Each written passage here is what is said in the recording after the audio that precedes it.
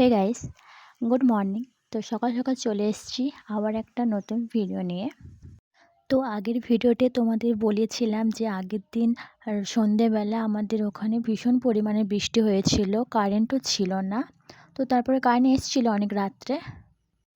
তো যেমন আমি রোজ আমার ছেলেকে স্কুলে আনতে আসি, তো আজও ছেলেকে স্কুলে আনতে চলে এসেছি। তো সকালে ওয়েদারটা এরকমই ছিল, মেঘলা ছিল, এমনকি টিপ টিপ বৃষ্টিও পড়ছিল। কিন্তু ওয়েদারটা ভালো লাগছিল, বেশি মেঘলা মেঘলা ওয়েদার ছিল। আর এটা হচ্ছে আমার ছেলের স্কুলের পেছন সাইডে ছোট্ট মতো একটা পার্ক আছে। তো এরা এখানে এসে ছুটির সময় খেলাধুলো করে। আর এই যে এই সাইডে দেখো, এটা হচ্ছে বাস্কেটবল খেলা হয়। তো এখানে ওরা ছোট যেহেতু, তাই জন্য এখন ওদের এখানে খেলাতে নিয়ে আসে না, তো বড়রা খেলে। আর ওই সাইডে আছে ভীষণ বড় একটা মাঠ আছে।